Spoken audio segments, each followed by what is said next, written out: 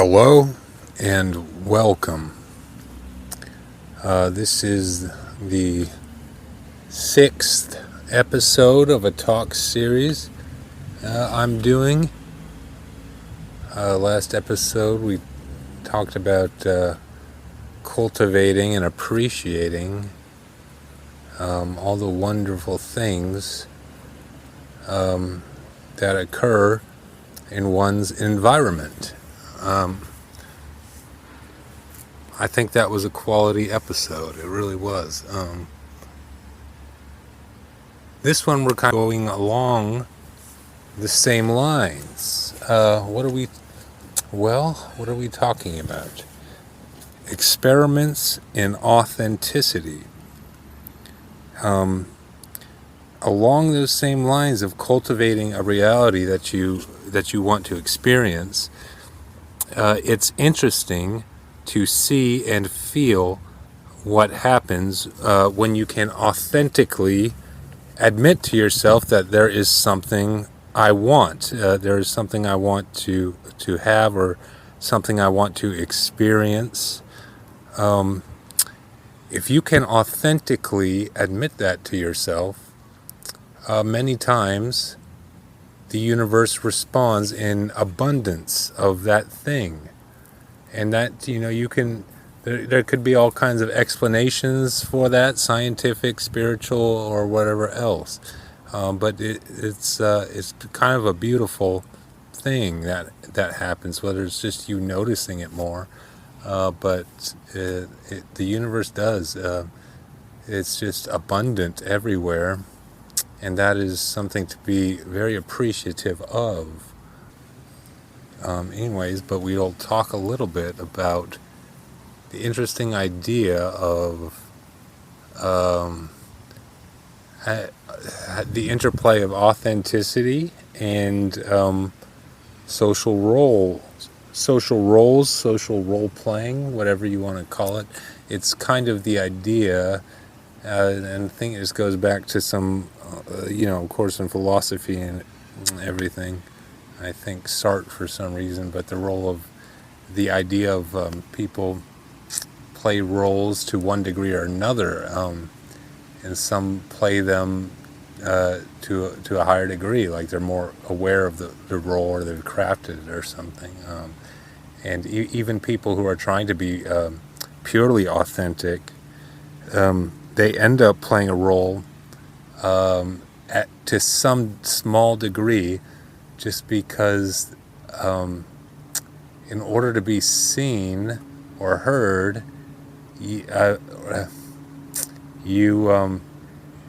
have to make some kind, like you have to be able to speak or something, and in order to speak you have to choose a certain way to speak, a tone, and you can say I have to speak exactly how I feel like speaking, whatever tone that is, but you have to realize that even then, subconsciously, depending on who you're talking to or what situation you're in, you change the way you speak. So whether you are trying to play a role or not, ultimately to some smaller or greater degree, that a lot of communication and stuff, there is that performative thing about it. And I don't know what you do with that, and it's fine. I mean, it's just the way people communicate. And now we're going to talk about the interplay of logic and emotion. I believe I mentioned on here before, I am very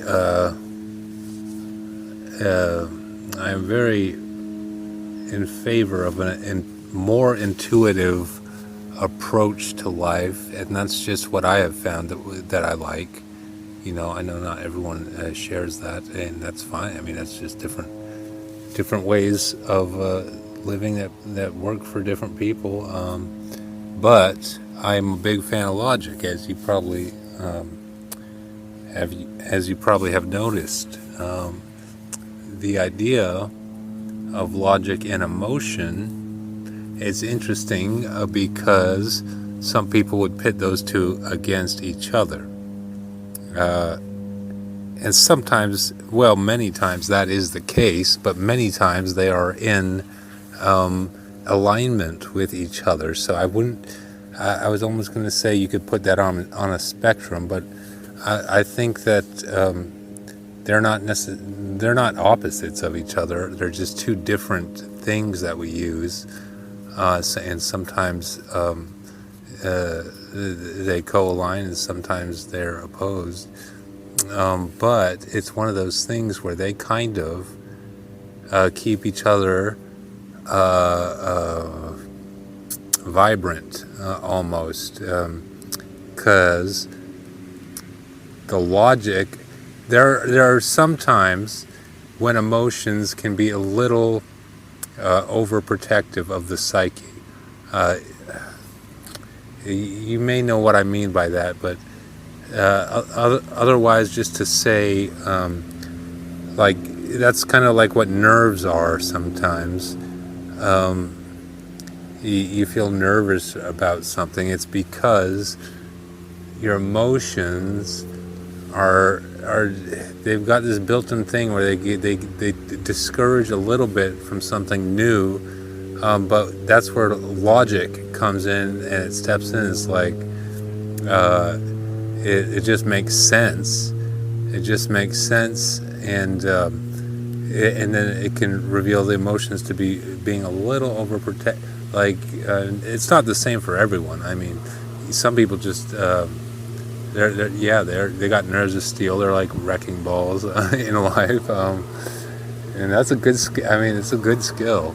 It's a great skill, but it's not the same for everyone. So this idea that logic sometimes, and vice versa, like logic helps to define the emotions, or perhaps rebut the emotions, to say, like, is there any good reason for the nervousness? And it's like, then your logic says no, there's no reason for that. I mean, after, like, everything, why should you be nervous about even like the especially the smaller things in life? It's kind of dumb, in my opinion. But then there is that, the emotions. You just have to realize your emotions are there, and they help you accentuate and feel the things you experience. But sometimes they are a little over.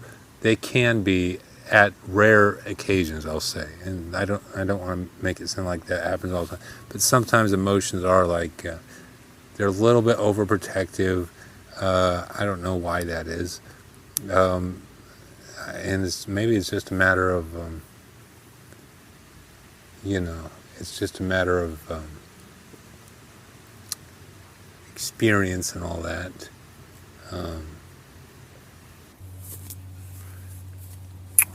Now let's talk about, it's an interesting concept, the idea of object permanence. That's mostly discussed in the child psychology realm, but it could be applied when you look at it as a spectrum. It can be applied to all stages of life. Object permanence, how permanent or non-permanent objects can become in your life, your daily experience. You'll notice that there are objects or events that happen, and if they go well, the objects in those events become more permanent in your life. Isn't that interesting? So here, let me put it this way. You could be at a coffee shop whatever, coffee shop midday, and you see someone who catches your eye, and well, maybe you've got some kind of project with a deadline or something, and you're like, oh man, I'd really like to go and uh, meet that person. But and then you say, oh no, I got this deadline or whatever, and then it's like you miss that opportunity, and so that is, or it's like an object or an event in your life, and and then it became less permanent because you didn't go try to make it more permanent. So it's interesting to think about this idea about object permanence, and it's like a scale. It's not just like some kind of concept that is either, that is learned or something, but a scale of object permanence of the things in your life, the objects that every day we experience objects and events and subjects and whatever else. I mean, every waking moment. And then when things develop, then they become, you get to know people and then become more permanent as just a fiction or an idea in your life, or things, or right, like artists or authors, or whatever else you're interested in. Like the things that you take interest in become more permanent, and that's a really interesting idea.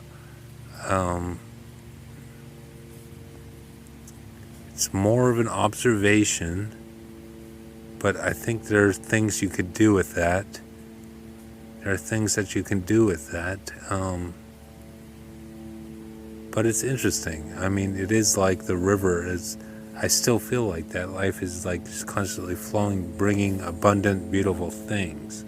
But there is interesting idea that you kind of choose the things you make more permanent. And sometimes you need the resources, the financial resources, to try to make things more that are more, that you enjoy enough that you want them to increase in the scale of permanence in your life. If you know what I mean. But at first, it's got to be. If things are left as possibilities, then that's a problem, because one needs to actually know that it can be experienced. One needs to know that it can be experienced, and it shouldn't be that difficult, because if it's something that one really enjoys, obviously you'd want to be able to have access to that at fairly regular points in your life, and not have it be such a, well, whatever. Anyways, that's the voice note. Let's see.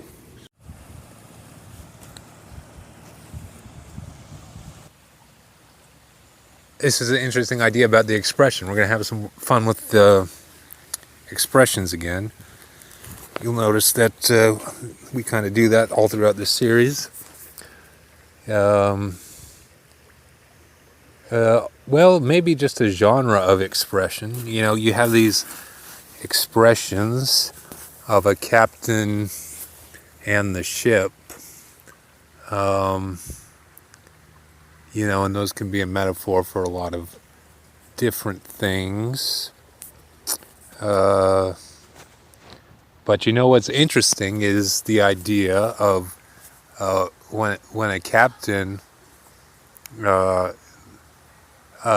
he's got to get a first mate for some kind of a voyage or something, uh, or just a regular trip out to wherever, fishing trip or whatever. Um,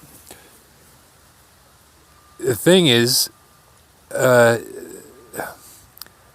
he's got to make sure that the first mate uh, is there to help the trip go the best that it can. So it would make sense uh, that he would try to suss out, because sometimes it's hard to tell, suss out whether any potential candidate actually is interested in helping the trip succeed to the best of their ability, or if they're just kind of going along, going through the motions for whatever reason. Yeah, how does one do that in life? Now that's a tough one. I can't give you the answer to that. Use your intuition is the closest you'll get. Use your judgment, your best judgment. That's something you have to learn from experience.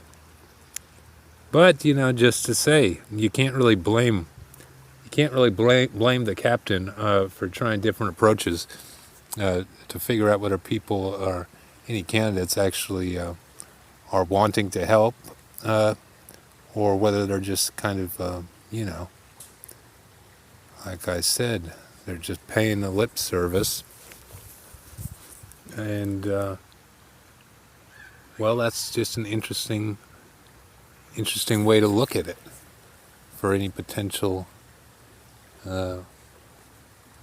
ship. Maybe the first guest of this talk series might know a little something about approaches as a programmer.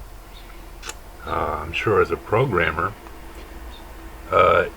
you end up having to try a lot of different approaches when one approach doesn't seem to be working. Now that might be a little bit more clear cut in terms of programming languages. You've got to be a little more creative when it comes to trying approaches in terms of how to deal with people when it seems like the most logical and the most logical approach doesn't seem to work for whatever reason, whether it's a backwards community or something. You'd think the approach would just be to make something that's quality and then introduce it to the world, and then it should go smoothly from there. Sometimes that doesn't happen, and you can try all the well-reasoned and well-thought-out arguments. If they just get kind of dismissed, well then sometimes you have to try approaches that come from other parts of the spectrum. Some of you may know what I'm talking about, but just to say, I mean, there's those things.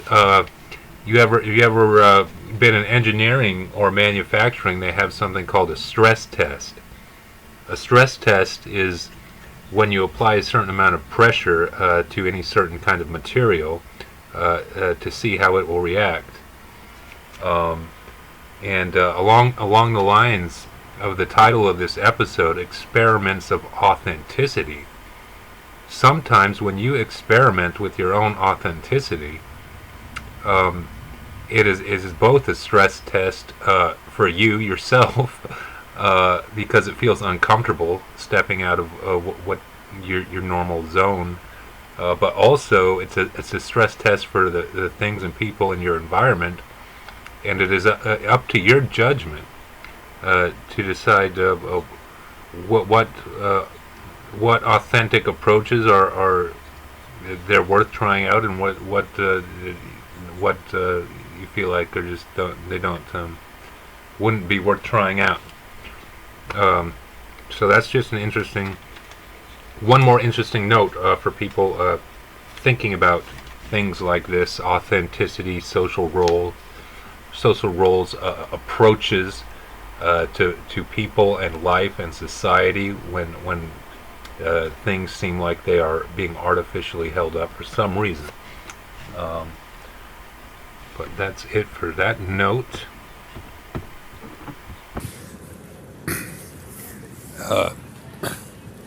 The date is August 29th. This is another voice note. There is a surface to the concept of authenticity. There is a depth to it as well. Both are important. And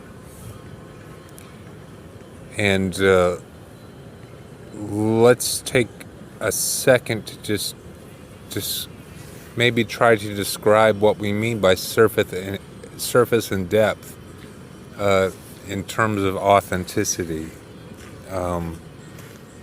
It has a lot to do with the internal and the external. We think of things that are on the surface. In terms of authenticity, most times we'll think of interactions, social interactions. We think about there are surface level interactions, and the most common example of that is like small talk. So small talk. That would be considered surface because it's kind of perfunctory. It doesn't really affect your day much. And I don't think that's necessarily something you would want to consider as a defining quality of surface, because things on the surface can affect you greatly. You think of spectacle, I don't know, Ringling or Cirque du Soleil or something. You'd consider that all on the surface, but it can affect you, right? So this idea of the surface and the depth being having an interplay with the internal and the external, and you'll realize that it is just one big cluster F. Yeah, it's one big party, because there's not the surface and depth and internal and external are not linear comparisons in every aspect. They play with each other. I mean, just like I said, you could see a performance. Whatever, Cirque du Soleil. And it can affect you internally because of the nature of the performance. So that thing that is from the external, then it kind of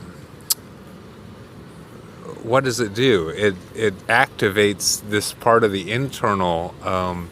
Sometimes, and you can get that with films you watch or art, paintings, music, of course, everything. And so these things on the surface, they activate these parts of the internal, and it's it's really interesting because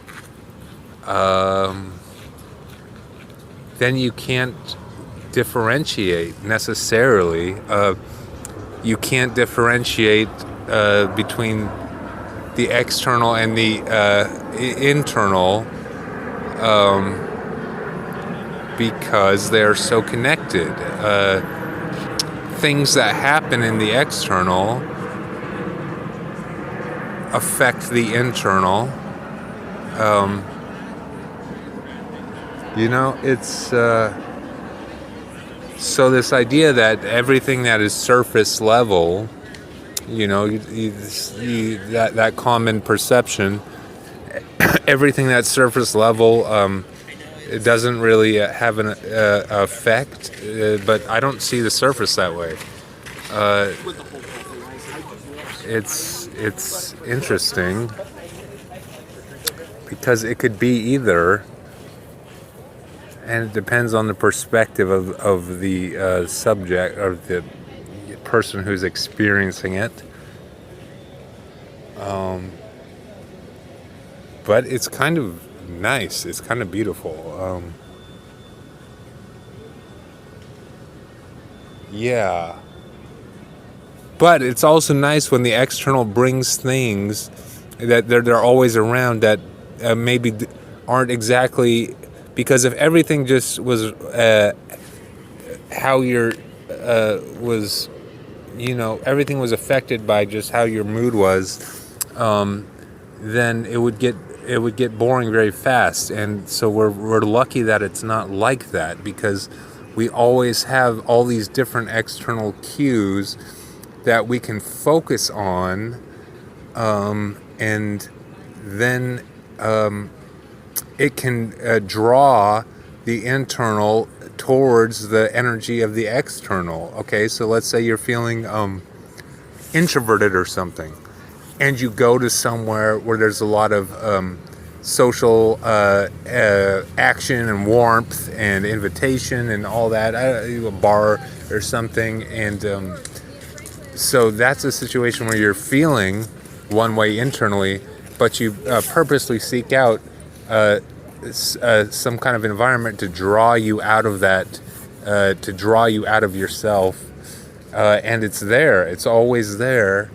If you look, if you want it, and it's great, because now, once you make that realization, guess what? You look around your environment every day, and things aren't, they're not there to give you difficulty. They're to give you different options.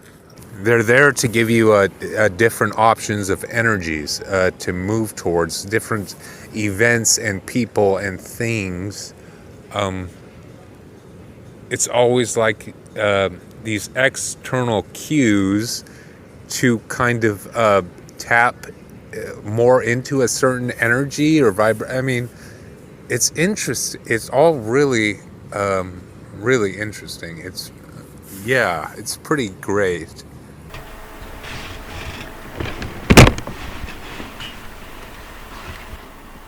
I want to take a second here and talk about the word beauty. I use that word a lot, and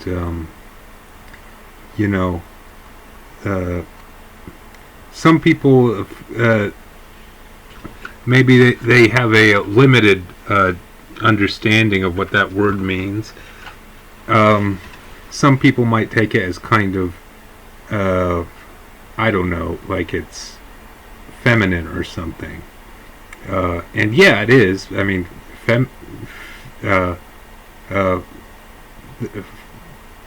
femininity is beautiful, but so are a lot of things. And when I use the word beauty, I use it.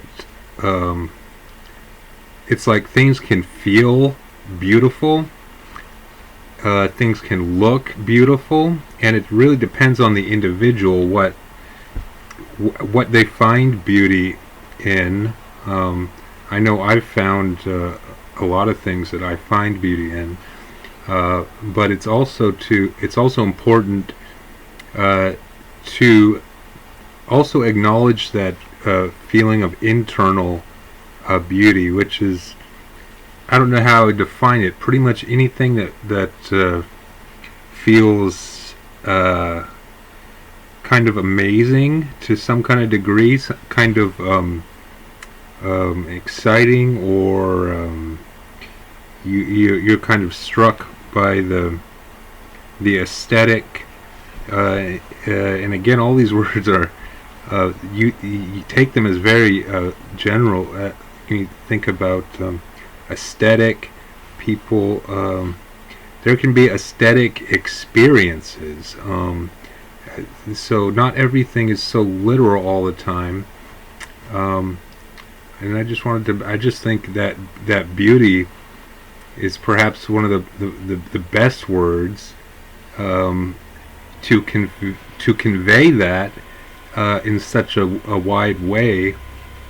I usually, I'm usually talking about things that are more specific, but also it's just the feeling, and maybe some things do it for something. People are they're drawn to that whatever it is that they're drawn to. So I just wanted to make that clarification.